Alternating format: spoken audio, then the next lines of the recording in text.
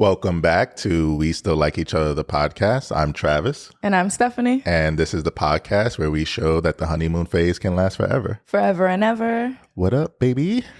I am really excited for today. Why? Because we have a special guest. Who is it? Okay, so I didn't want to fuck up this intro, make it seem like this person isn't a big deal to me. So I wrote something out. But last week you wrote out your thoughts. To curse somebody out. This time is to praise somebody. Okay, show some love. Okay. All right.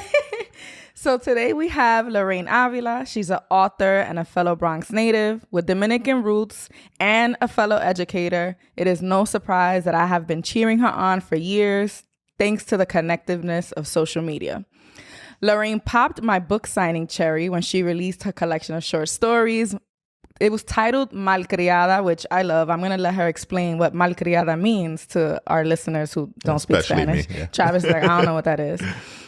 I just wanted to make sure that energy I was sending her online, she knew it was real. And I was like, I had to be there. It was at the Bronx Library. I was like, I'm in there on Fordham Road. Remember that? So now the universe has brought us here today. It's brought us together. So we have a very special episode where we're going to dive into ride or die culture, the teenage brain, Black love, trauma in relationships, and so much more. So welcome, Lorraine. Welcome. So excited to be here. Yeah, I definitely feel the love, like, honestly. Even when we ran into each other at the Gap outlet on Fordham Road. Yeah. See? All these other times. Big Bronx energy. Do you think she can still claim the Bronx, though, even though we migrated over to Jersey? Yeah, I mean, born and raised and raised a child there. Yes, right? Okay. I literally just moved. I did 32 whole years there. I think I deserve to be called a Bronx year native. sounds a little different to me. I don't know. You're a hater. He's, big. Please speak on it, because I feel like people be living in the Bronx until they're 10 and want to claim the Bronx forever. I'm like, yo, if you did not go through high school, at least in the Bronx, bro, I don't know. Listen, I'm a little scared because Eli is already, he's only 8 years old and he moved to Jersey. I'm like, he can't claim he's from the Bronx. I might have to check him when he's older and he try to act like he's a New Yorker. I'm like, listen. He's going to be one of those Jersey kids yeah, I'm from the Bronx, so don't fuck with me. He could say, my mama's from the Bronx, so don't fuck with me. And then, he got to tone it down a little bit. He could say I have Bronx roots, Yeah. Just keep it casual. Oh, my baby. I will say, though, he misses the Bronx, right? Yeah. He says it all the time. Like, he wants to go back. We actually went to the Bronx for an appointment the other day, and he was like, oh, my God, look at the Bronx. Look at our building. Patelito, fruta. Yeah, he has real big Bronx energy for now. So I want to make sure, culturally in our house, he doesn't lose that. But, Yeah. But you have family there still, so you'll be going back, I'm sure. Yes. Yeah, my dad has a house there, too, so he's going to be there forever. All right. So I wanted to jump in because, like I said, the universe brought us here to this moment. It wasn't forced at all. I remember sitting back one day watching a Netflix show about the mind, right? The Mind Explained. And they have a bunch of different episodes, right? How psychedelics affect the mind, different things. And one episode was about the teenage brain. And then you're thinking teenage brain, okay, 13 to 19. And it's like, no, we all collectively, men and women, our brains don't fully develop until we're about 25 years old, right? So I instantly, of course, we are constantly talking about relationships, right? So I'm like, oh my God, what the hell was I doing in a serious relationship before the age of 25? And I think about the toxicity in my past relationships before that age. And I'm like, I probably literally should not have been allowed. It should be illegal to be in love and to be in a relationship before 25 years old. And within that same week, Lorraine, you drop an article about toxic ride or die culture, and you start us off with an anecdote about your own life young teenage brain relationship. And I was like, this is it. I need to bring her on. We have to dive into this. So could you tell us a little bit about ride or die culture? Yeah. So, I'm so glad that, the things connected. And I will say that, like, for me, toxic ride or die culture is like an effect, like I go into the article about, like an effect from colonialism, where like it just became that women, Black and brown women specifically, I'm only always mainly talking about Black and brown women when I say women. I feel that we have been conditioned by just like colonialism, patriarchy, all the things that work together in order to push us to like propel men and like propel their safety and their to make sure that their needs are met, that they're fully cared for. And then in that way, we just are supposed to forget about ourselves. Like, it's not a like, let me take care of you and take care of me. It's just like, I'm just going to make sure that the world continues to like turn on its access for you. And like, in many words, that's what toxic ride or die culture is for me. But like, basically, it's just whatever we learned as kids. Like, I mean, we both grew up in the Bronx. And I think like in the Bronx, like I mentioned, ride or die culture was so romanticized, like ride or die culture was like the foundation of like puppy love in high school, in middle school. It's like, why am I trying to be a ride for you when I'm fucking 12, dog? Like, I'm 12. No, I was gonna say, like, when you think of a ride or die, it seems like a positive thing in our culture, right? Like, my girl's a ride or die. And when I think back to middle school, high school puppy love, as a woman, it was like I needed to have this aggressive nature. Like, I will fight for my man. Like, why am I fighting? Like, what? But that was like goals. Like, oh my God, she wanted to fight that girl for him. And it kind of was seen as something you wear with pride. Like, I fucked that girl up. Right. I'm not going to hold you like when we were going to Bronx Letters, because like we went to high school together. Yeah. Yo, they used to let us out early sometimes. I don't know. Maybe I had finished my regents or something. I was on the train earlier than expected. I saw the man I talk about in my article at the beginning, like I saw him with another girl, like kissing, coming from the movie theaters, yo. On the 4 train on 161. I literally like kept like locked my eyes in. I remember this day so vividly. Like, I literally had my eyes locked in like a fucking hawk, like waiting for him to feel my eyes. And when he finally did, he tried to like push the girl off. Oh. And it was too late because I had already seen everything. Like, they were kissing and like making out and being all over each other and shit. Did you know the girl?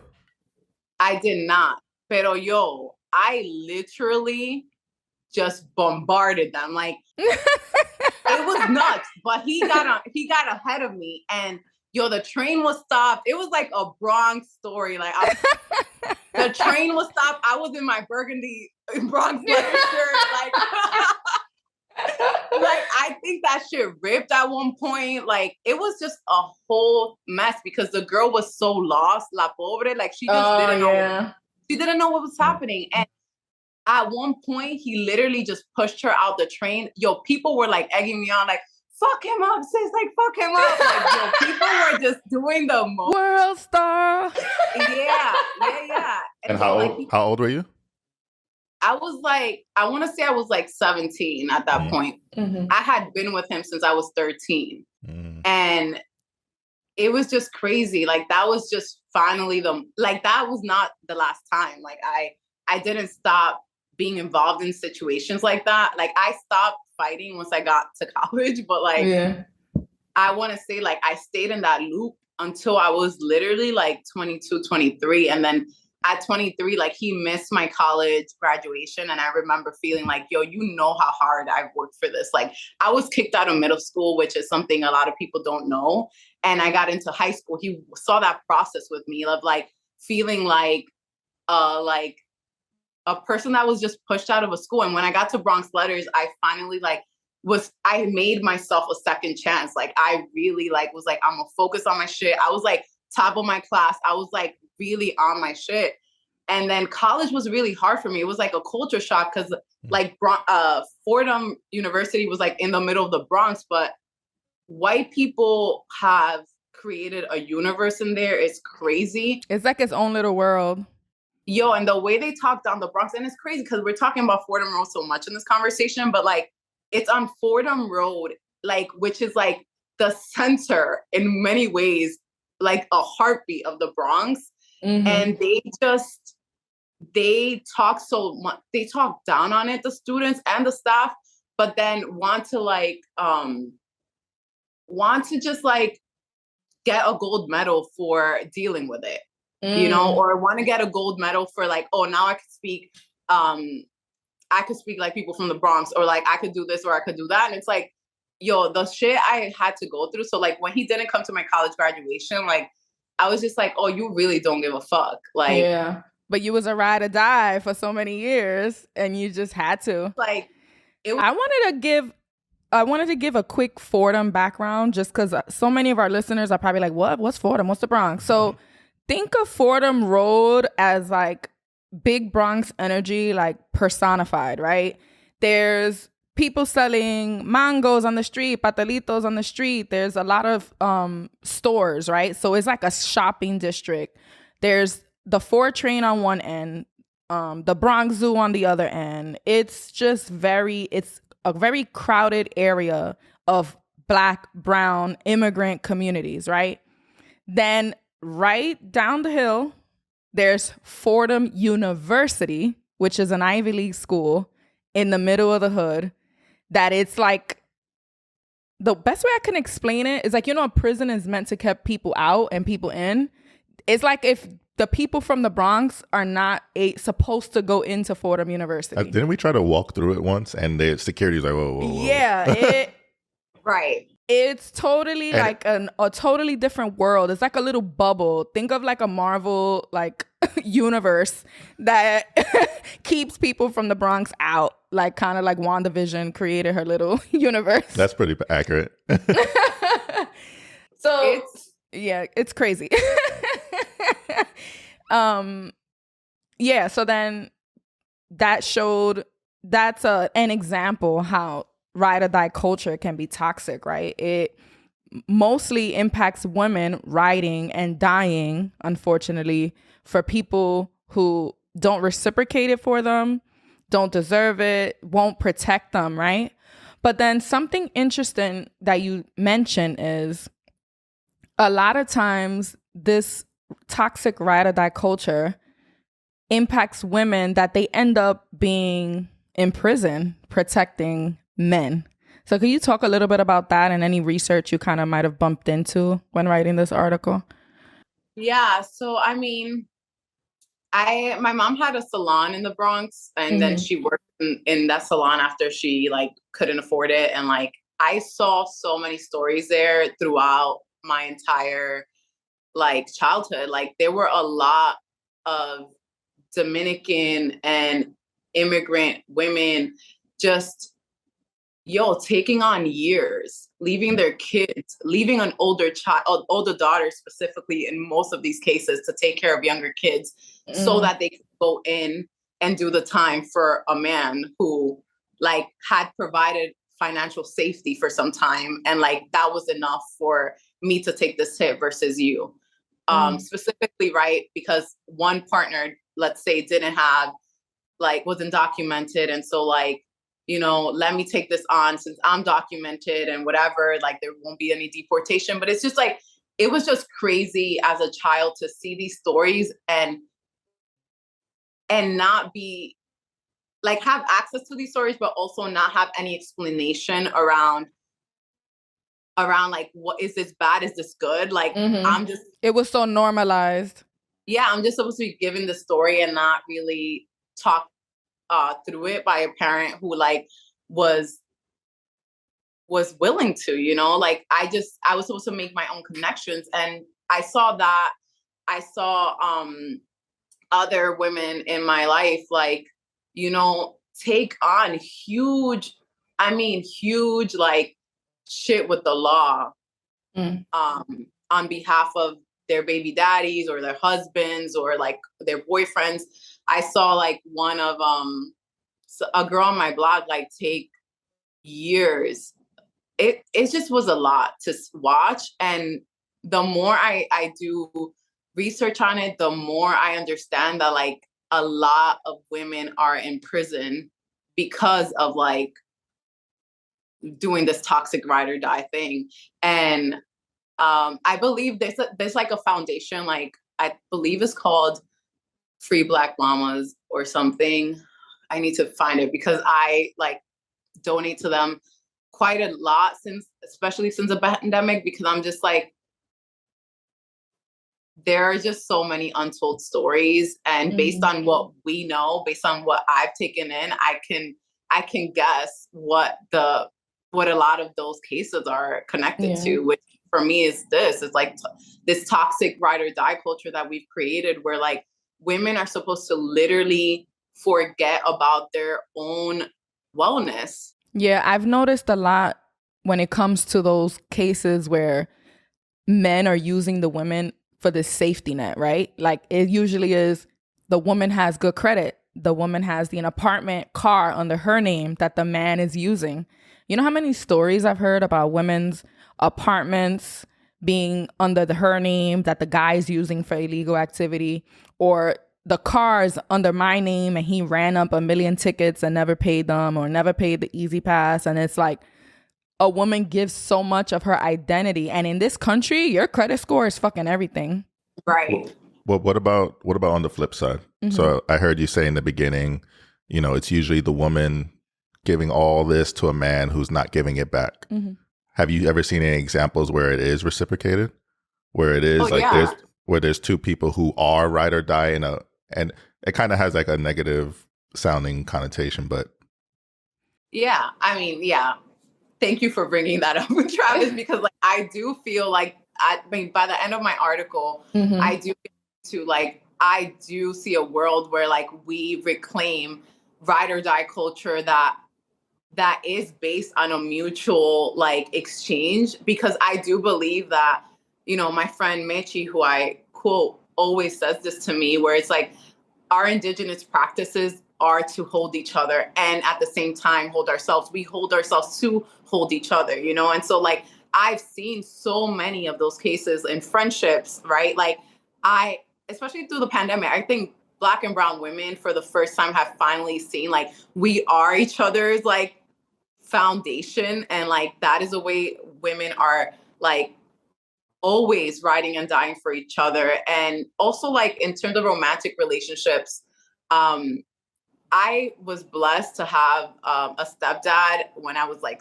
7, 8, and till this day, where him and my mom are legit. Like I've never in my life seen anything like it. Like my mom is like, he's like 11 years my mom's junior, but like they are best friends. Like they like take risks for each other, and it's obvious. Sometimes they do things that they don't want to do for one another, but you can tell they're doing it out of a place of like, you always got me, so I'm gonna have you.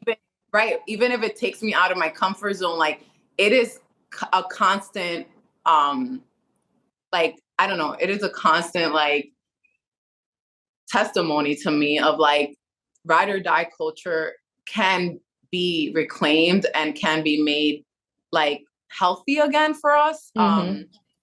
Like my mom and dad definitely do have their own practices alone, where they take care of themselves and they like make sure that they are good, but they are constantly giving to each other in a way that shows again, like, yo, it is, we are capable of this. But like, for example, my mother had to go through a tumultuous ass relationship with my biological father to get there, you know, versus my dad, like my stepdad, just rolled on into this relationship from like, you know, little relationships here and there. He just rolled on into like this relationship, but it was basically, it had a lot to do with his upbringing. And like, you know, he grew up in a campo in DR, but his father, it was always like very like stern about this is how you show up for a woman who you want to be with. I don't know.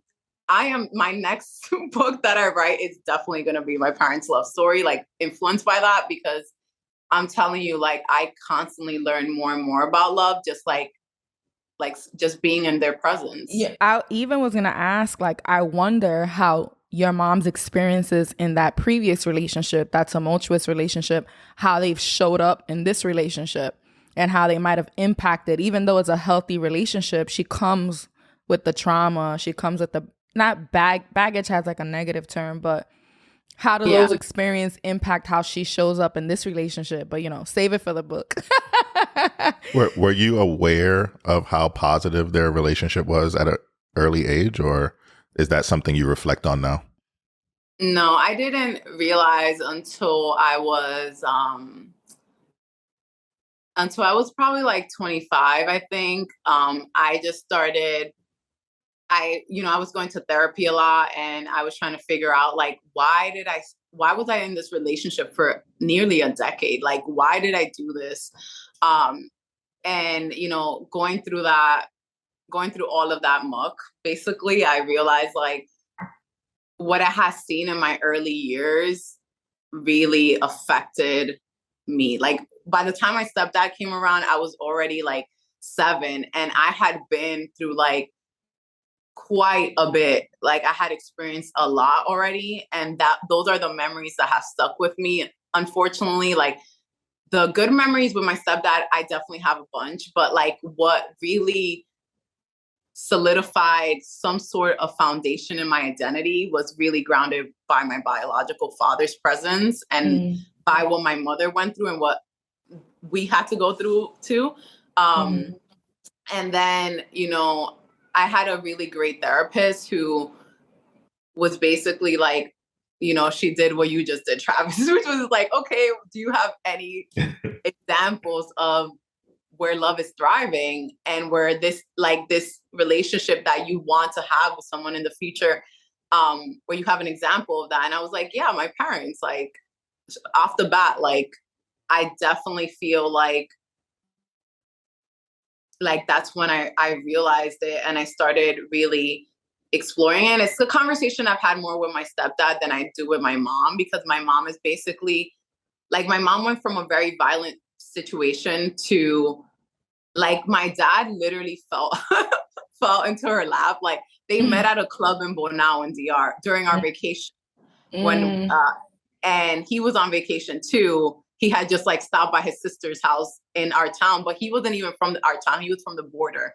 And it's like, it was just crazy. And they just met. They just danced. The next day he came to my grandfather's and my grandmother's house, and we were all there. He met like 20 people. I hated this man. I was like, what the fuck is going on?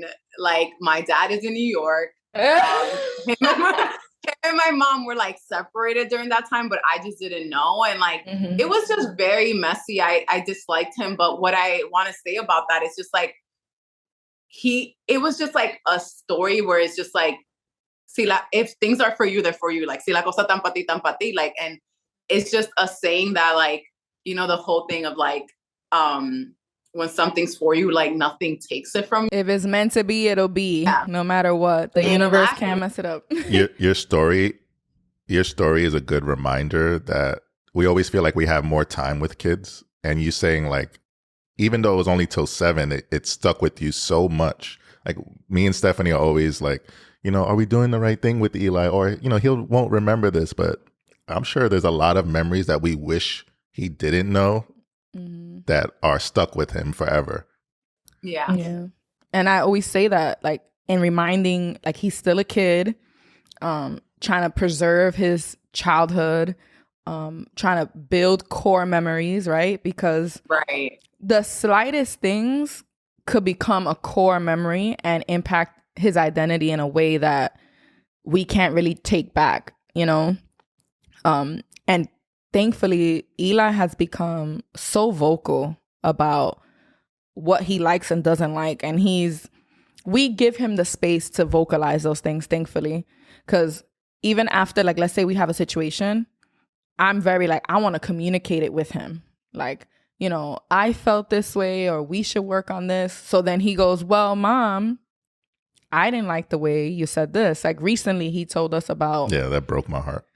I think he had gotten like in trouble and I sent him to his room. But then I was talking about the situation with like my mother-in-law and like his cousins. So later that day when we're processing what happened, he was like, I don't like when you still talking about me when I'm not there. And he got teary-eyed. I'm just like, damn. And I'm like, oh shit. That's, and that's legit. Like nobody likes that feeling of like people talking about you and you could hear them talking. And it's like, we know that. We wouldn't like that. But sometimes we think like they're kids and we just do things and we're like, holy shit. We're like, we can't do that to him. And I'm so happy he vocalized that. And like now we're like, we'll never do that shit again. That's so beautiful. Yeah, thank you. But before we move on from this ride or die culture, there was another part that I feel like is important to talk about.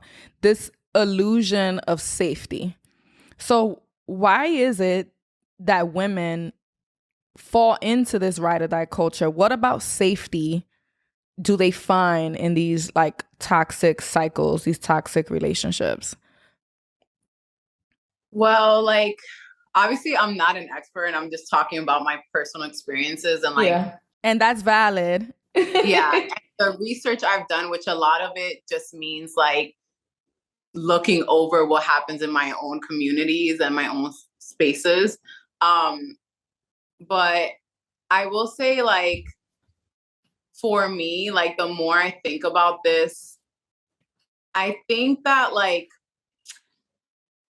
as people who have had their consent taken away, as people who have been like in any way, shape or form in violent situations where like, your body wasn't respected, you weren't listened to,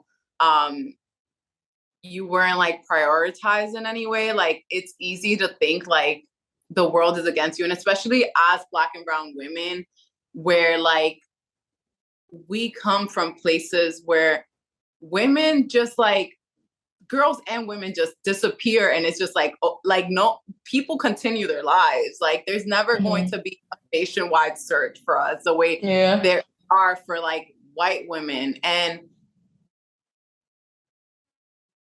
like as Dominican, right, like we see all these like reports on like femicides in DR where like women are just killed. Like, the last time I was in DR, literally, there was this man being so fucking aggressive on the beach. And I snapped back. And my friend literally was just like, you need to chill because someone here will throw acid on your face and that's it for you.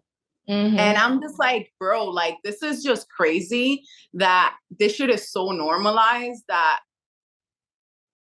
we have, as women, we create this understanding that we are not safe. And so like the only way to achieve safety is to like lock yourself in with a man who will walk around with you and create a safe environment. And I'm not even going to hold you. Like, I have been single for so long and like intentionally, and traveling or just moving around the world has been so, it's just been an interesting experience because I don't necessarily feel like I felt that way while I was with my ex, which I was again from like 13 to 22, or like. Are you saying even when you're alone? Yeah, like, even when I'm alone, like I feel like things just occur in the spaces around me where I'm just like, this is unsafe. And if I was with a man, this probably wouldn't happen. Like the other day, I got a taxi here instead of an Uber. And the guy started off telling us that the fee was 60 X amount. I'm not going to say where I'm at because it's just like, I just don't want people to create stereotypes and like go off on something. This is just like an isolated event. And this is not at all what it is. But it's an example. Like they'll start off with like, he was started off with like a 60. Then in 10 minutes into the ride, he put it up to 80. And then by the time we were about to step out of the car, me and my friend who are traveling alone as women, literally was like, it's 100 and you're not getting out of this car until you give me the 100. And so like things like that happen where it's just like, I called my partner and he was just like, yo, if you had been with a man, like he would never have done that. And even like the people at the spaces were just like, yo, you would have gotten out the car, because he was yelling at us at the top of his lungs and I like blacked out. Like it's just like yelling is just like such, like I have such sensitivities to yelling now.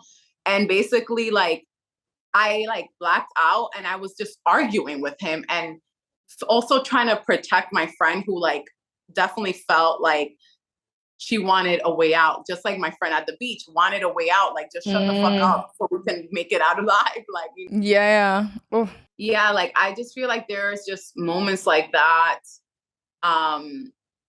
Being on the train in New York is just a mess. And I'm just grateful that I don't necessarily have to take the train because I'm like not living in the city anymore like that. But I think all of these things that happen to Black and brown women in our bodies, like make us arrive at the conclusion that we need to have a male presenting body near us to be safe. And unfortunately, it also puts us in a very vulnerable place to be taken advantage of by men who have bad intentions, right? Because it's like, I know that the way you present in this world leads you to be vulnerable. People take advantage of you. So I can show up with the guise of protecting you, but then it could lead to manipulation, right? Because what I notice is men will remind you of your presence in this world and how scary it could be, and then use that to manipulate you, to manipulate the clothes you wear. Because depending on the clothing you're wearing, it makes you more susceptible to being harassed. Instead of holding men accountable, they're putting the blame on you. Which we know is bullshit, because I'm sure even on your bummiest days, there's still men hounding you. Exactly. It doesn't matter. And I also, a lot of times, men will try to quote unquote protect you by isolating you from people who actually care about you, which could be also very scary. Yeah, absolutely. You speak on yelling and how you kind of like, it's kind of, I guess, would you say it's a trigger for you? Yeah, it is a trigger for me. I'm still working on it. Like, I'm not going to hold you. Like, it's definitely not something I feel like I've been able to move through without feeling like I am now fine. Like, I can just now move through the world without this understanding. But I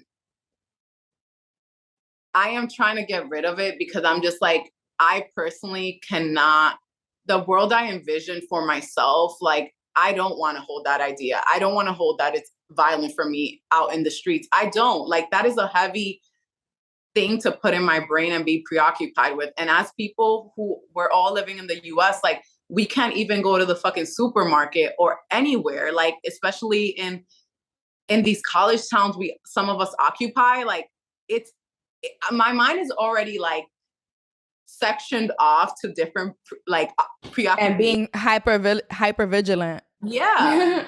And that's something I'm experiencing here, that I'm just like, damn, yo, my brain can do things. Like, I have so much space to just think about other things that aren't necessarily connected to my body's safety here, or my, so like going back to like why it's an illusion. For me, it's an illusion because, again, when I speak about men, I'm speaking about Black and brown men, because I only speak about the people who I daily interact with and like who like I'm actually having relationships with. But the reason why I understand it to be an illusion is because Black and brown men might have all this power within our social structures, but we know out there in the world, like, it doesn't mean much. Like, my safety can still be harmed even if you're around, right?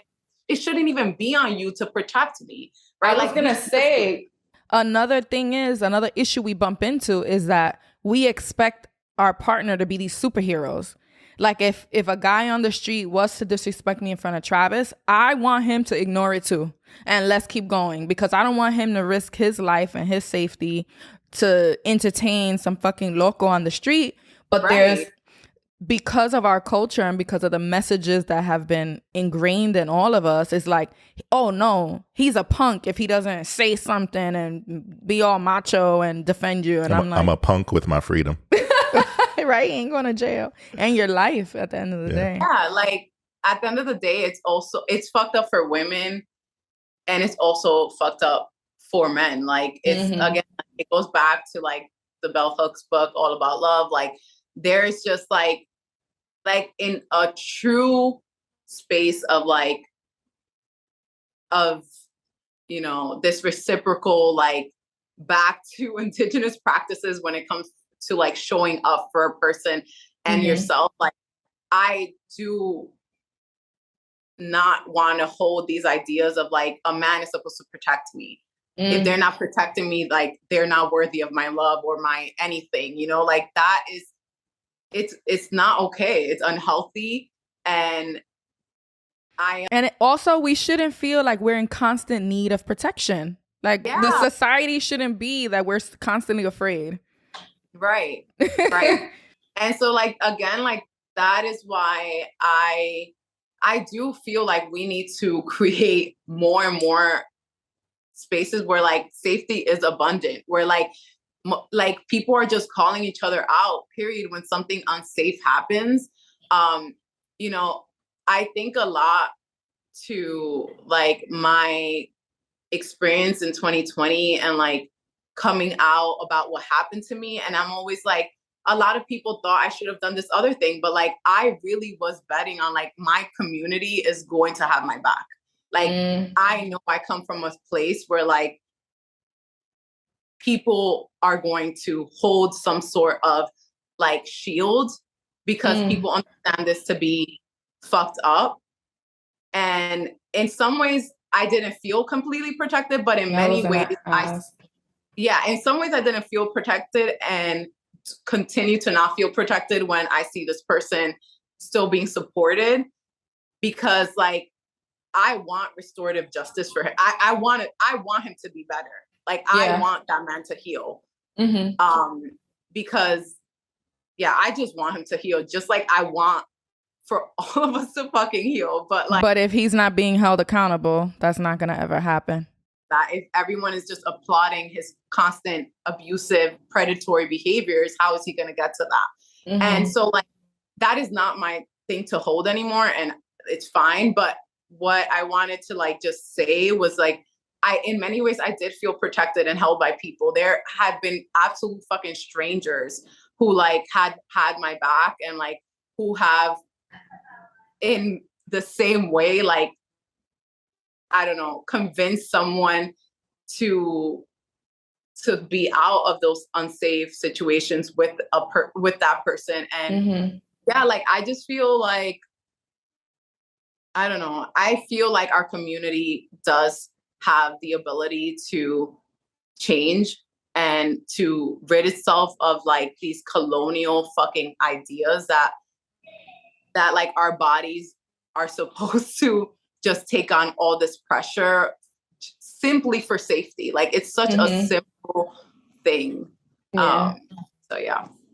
Absolutely. So I do want to make some space, make some time for a project that you do have coming up. I remember you mentioning this project. Maybe has it been a couple of years? Time is like weird with the pandemic, with everything. I don't know. But I have it, I've read it, and I feel like all my expectations were like met and so much more. I read it too. Like, yeah. So tell us about your new baby, Celestial Summer. Yeah. So Celestial Summer is so funny because I wrote it during the summer of 2020. It was, you know, talking about safety. It was like the first time, you know, after I went through that like experience that I came out in 2020 about, I took like a 3-year break from like dating or, you know, doing anything. I just like literally was like, it wasn't even because of that. It was literally because I just felt like, because I didn't realize it at that time. I just felt like my spirit was like clogged up, and I was just like, I need to do some work and figure it out. And in that process, like I learned like, oh shit, like this wasn't okay.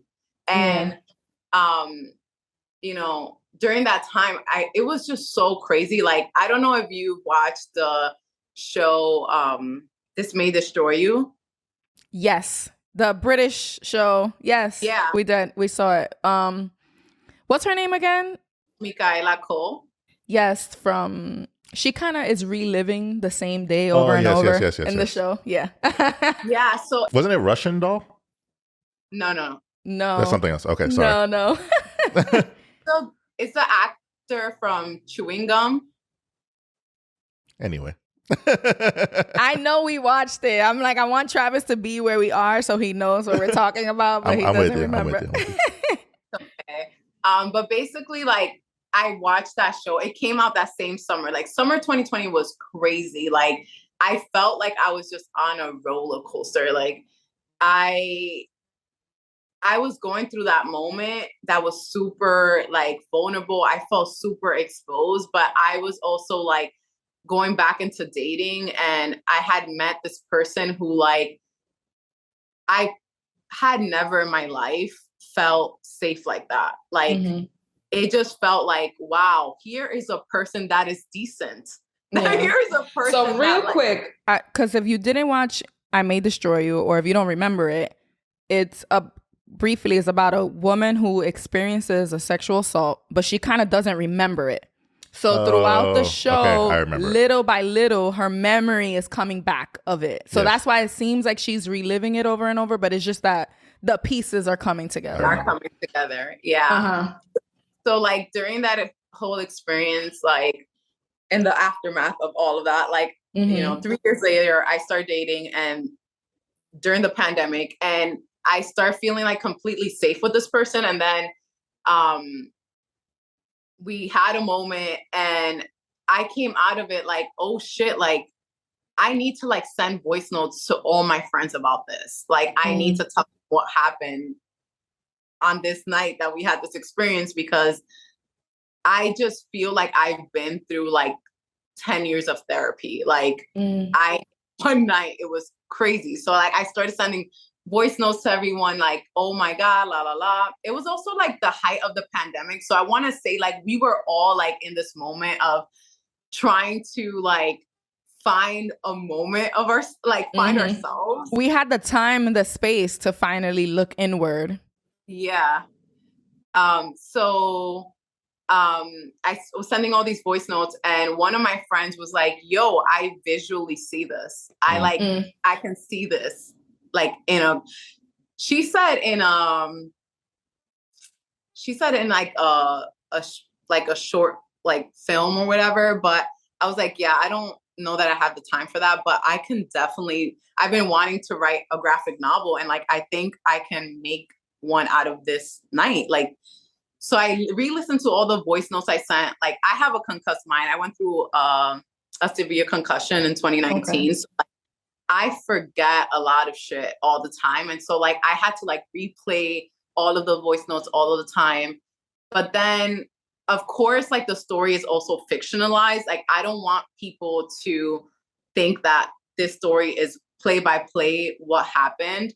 It's like, what is it called? That's genre that's come up. It's like basically based on your life, but still fiction. Fictionalized.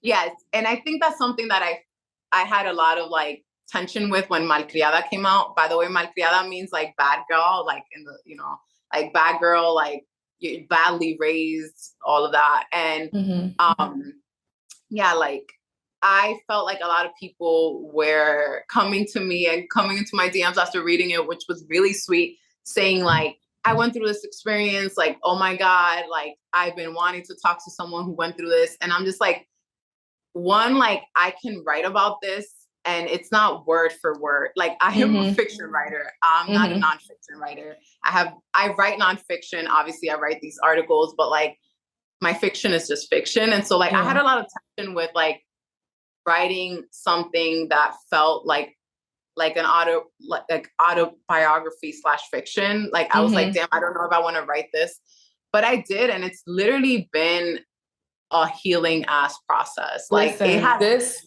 graphic novel. So, you know, I've never been a huge reader. So those out there, a graphic novel is like an adult comic book, right? And you think like comics, you know, Travis is into like, you know, the DC world, the Marvel universe, but this graphic novel, it's like Bronx love, right? There's the pandemic in the background. There's psychedelics involved. There's spirituality involved.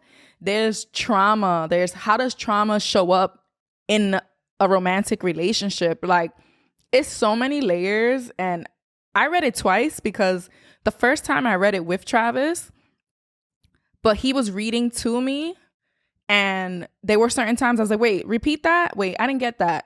I read it again just in my head, like, and really looking at everything, and I'm like, holy shit, there's so many layers here, and I love it. Sorry. I read it twice myself. First time by myself, and I skimmed it, and I found myself feeling things. Because, you know, it is very like erotic. Yeah, the adult graphic novel. So I guess I'm like typical man. That's my takeaway from my first read. Yeah. But the second read with Stephanie, there were parts I liked and parts that I needed some explanation on. Like I really liked, there were certain parts where there's a song playing in the background, and in my black head, music. Yeah. in my head, I can like picture that I don't know if it's okay to say, but like Maxwell was playing, and I know that song right away. So, you know, I'm trying to hit that note. See, so it's interesting because the black music, I don't know them just by looking at the title. So I'm like, wait, what song? I'm like, play that song. And then he's like telling me, he'll remind me of what movie it's in. I'm like, oh, okay. And then there'll be some bilingualism in the story that I'm kind of explaining to him. And it was like a way for us to bring each other. It showed how our differences were being merged in this story. So we felt seen. Yeah. And I love that. I love that because like, I think that's really what literature, books, stories are about in general, like on and off the page. Like it's literally to get us talking and like engaging with the actual story. So like, honestly, that's all I want for this graphic novel. Like, I was telling my friend yesterday, I'm like, yo, self-publishing is a fucking trip because you literally have to do all the legwork. Like, even though Malcriada was published by Dominican writers and they're a small press, however, they did the work pushing out that book, and I didn't have to. But with this graphic novel, it feels like I have to do a lot of the legwork, and I just am finding myself at capacity because now I've gone into like traditional publishing where I have like deadlines and things to do, and like I am just like, I am okay with this story with Celestial Summer being for my people. Like I'm just, whoever's going to get the book is going to get the book, and whoever's going to purchase it is going to purchase it. But I'm not like tripping because I think like the story is a very intimate and like personal one.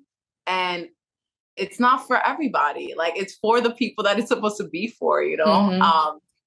But I'm so glad that you guys engage with it. I just feel like just the whole process of like writing it has been healing for like my own understanding of like relationships. Like I feel like I was able to manifest the love I wanted while writing this book. It didn't work out for me and the guy. Like I did a TikTok on that. Like it didn't work out for me and the guy, but like I was able to learn so much about myself. And I think that's like thinking about younger versions of me and thinking about younger people who are like going into relationships. It's so important to just like, sometimes just go into a relationship and just be excited about what you can learn about yourself. Like, that's all that really matters. Like, I learned so much about myself, about my needs, about like what I want, what I desire, what I don't like at all. Like, also, like, I learned so much about my capacity to speak to cis hetero men. It's hard out here. It's hard. It's hard, but I'm also like, I love y'all too, and I want better for y'all. And like, and we exist in the same realm. And so like, it feels like it's like it's an ongoing process. And it goes back to like, if things are reciprocal, like, okay, like I'm down to do that work. So I was just able to learn a lot. And I appreciate you saying that, because a lot of our listeners who write in or message us, they have this like fear of getting hurt or of something not working out, that it kind of prevents them from experiencing love. And you put it perfectly, like, be open to just get whatever that experience is meant to bring you. It doesn't have to be forever, but it doesn't mean it's a waste of time. So that was perfectly said.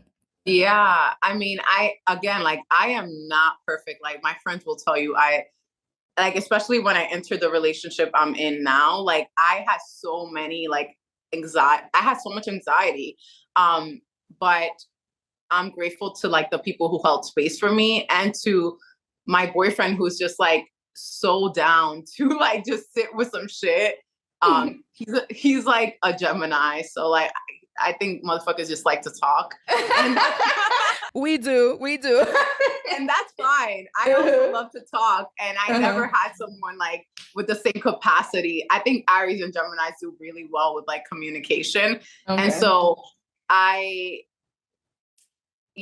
just feel like people go, I used to go into relationships, and in many ways it still shows up, thinking like, letting like this mindset of like, I own people and I need to control what happens with this relationship. The ego, we were talking about that. Yeah, and that's something that showed up in the graphic novel too, where like, right, Laylene is trying to control like a sexual experience, like just wanting to protect herself, right? But she's wanting to control it so bad where it's like not even enjoyable at one point. Yeah. And then at the end, she does say this one-liner. She says, "Love bursts the ego." And I'm like, oh, yes. But okay. Laylene. I'm so excited about these lies. Really quick on your, you mentioned that this is from an experience prior to your boyfriend. Was there ever any type of jealousy on his part where it's like it's not everything that happened, but it's based on a true event, right? So did he ever feel like, wow, you're reliving this moment, or it's such a core memory of yours? Honestly, no. He's read it throughout the whole process, because I'm telling you, like, it's been literally the last 2 years has just been a constant with this graphic novel. And like every time like I had any of like the artists on my team like send me any pages or anything, like I just had him read everything from top to finish. And you could just tell he was just so excited about the story the entire time. And he's just like, yo, I've never seen anything like this. Like, this is like, for him, it's just like, he's a creative too. And so like for him, it feels like this is just something I haven't seen. So he's just really excited about it. I'm sure he has insecurities like everyone else, but I'm just glad that he just doesn't project them onto me, because that would fucking suck. There's one more thing I want to ask about the book. I don't want to give too much away, because obviously we want people to go read it themselves. But there was one part where Laylene is in a sexual encounter, and I can't remember the gentleman's name in the book, but he was basically not doing a good job at it. And damn. In the beginning, she didn't tell him what she wanted, but by the end, she was directing him like, no, higher, lower, right there. How important is it to you that women, they communicate that to their partner? Yo, 100% important. Like, especially again, queer couples, I hear and know that sex is off the charts. It really is. But with cis hetero men, it's like, it's a lot of maneuvering, I think. And again, like, we have been conditioned by a society that that like teaches men to just think about their own needs. And I think that it's important for us to advocate for our own. I was in DR with my mom and my aunts this at the beginning of the year for like 2 or 3 months. And it was the best experience because my great aunt, who's like 70, she literally was like schooling my mom and her sister on like, advocate for yourselves. Like, she's just like, honestly, like telling us all about her sex life and just being very proud about like, when I don't like something, I say it. And like, I'm just like, it's so beautiful to know that like, there have been women in my lineage who are just like me, because like, I think we downplay that like, this has been a conversation, even though it hasn't been happening publicly, like people have been having this conversation and like, it's okay. I was just talking to my friend about this too, about like how there's like this belief or stereotype that Caribbean men like don't, or Black men in general, Jamaicans, like don't like to eat pussy. They No, wait, don't point at me. Hold on. Not him. No, Travis. But no, I'm sorry. I'm Jamaican, so yes, that's what I was trying to point out. Jamaican men in general, not my husband.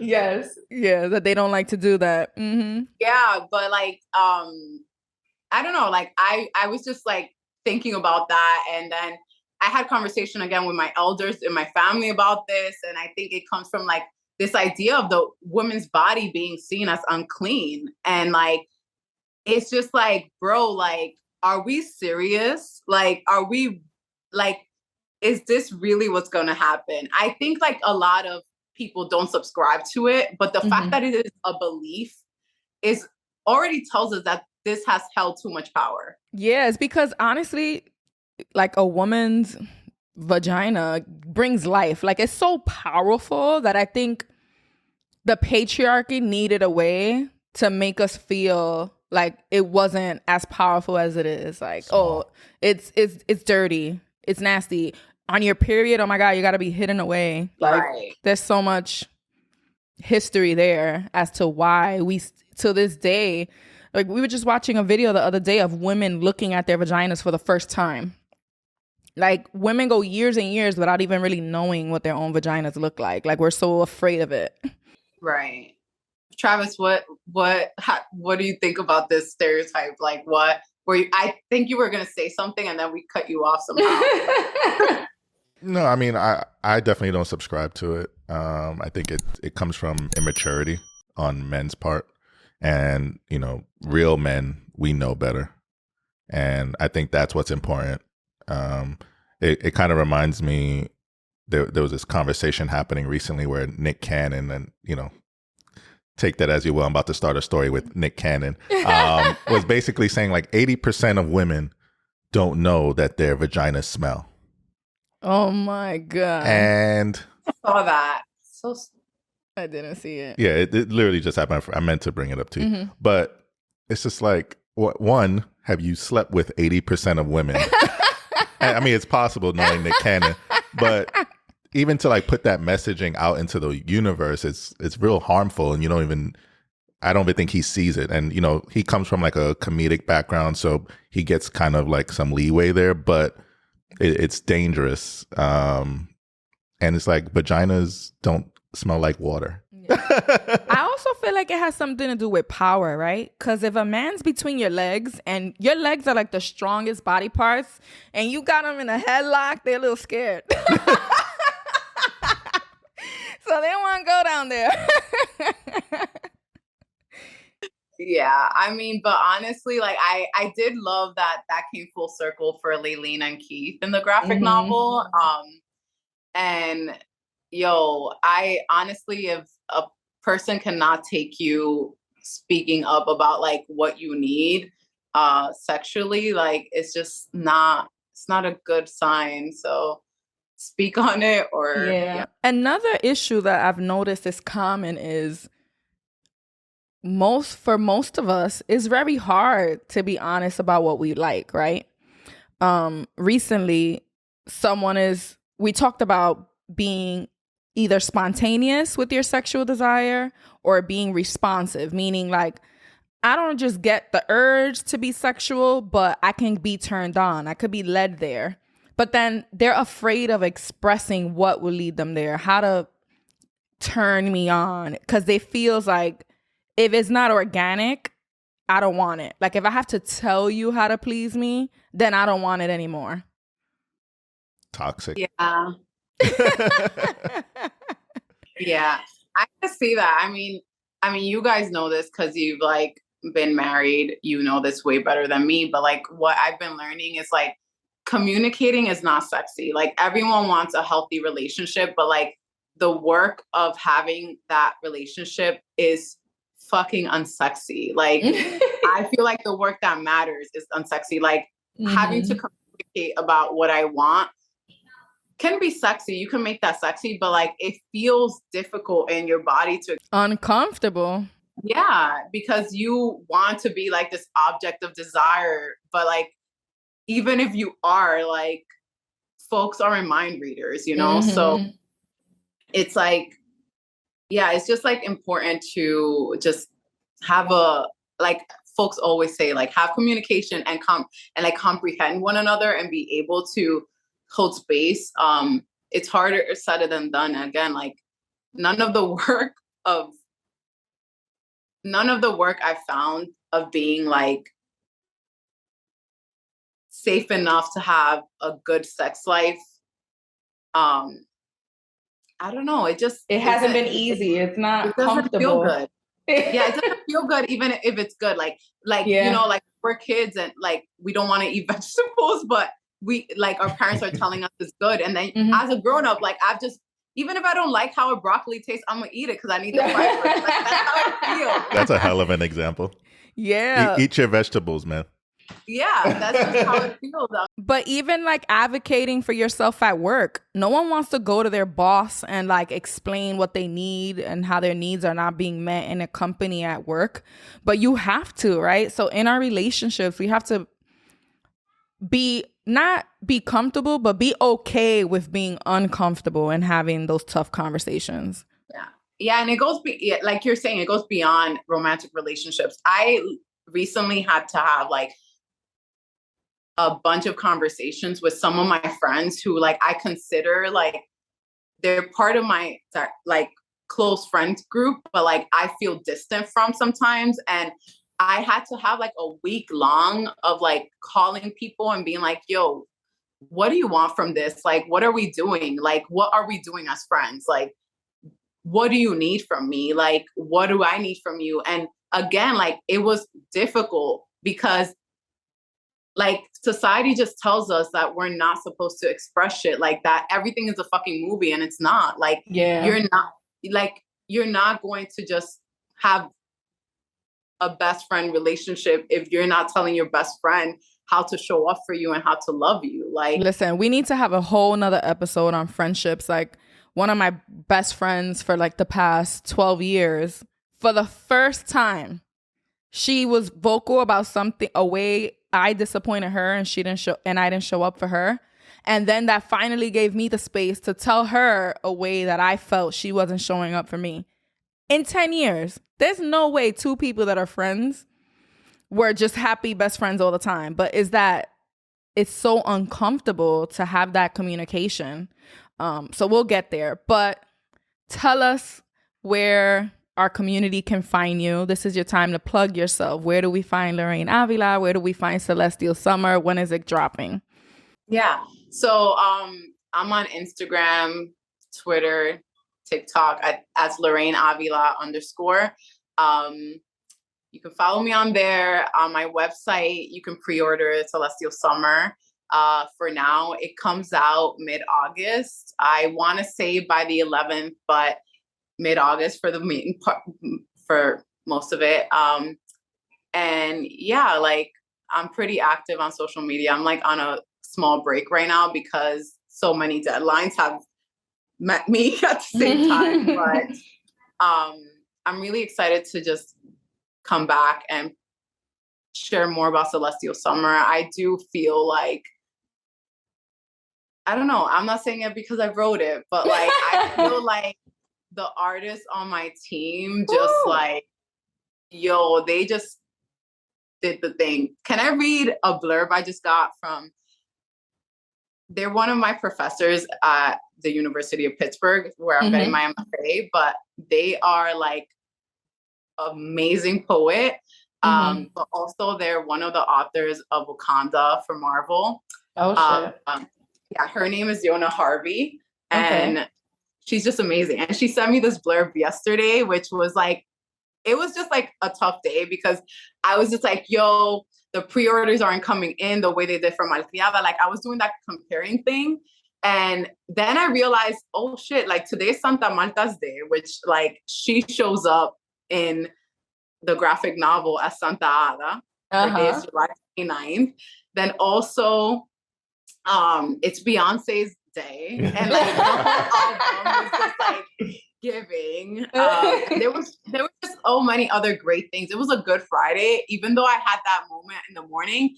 Then Yona sent me this and I was just like floored. So yeah, she basically says Celestial Summer is part mixtape, part invocation, and a total sensuality trip. Skip the parallel universe and dive into these cosmic pages, charting a young couple's journey of care, protection, and trust in all its nakedness. This modern romance holds fireworks and stretch marks, shrugs and shrooms with colorful nods to Love and Rockets, New York City, and the divine feminine. The book is sexy and psychedelic, standing courageously on its own. Period. Yes. Okay, poet. I agree. Listen. That's what I was trying to say.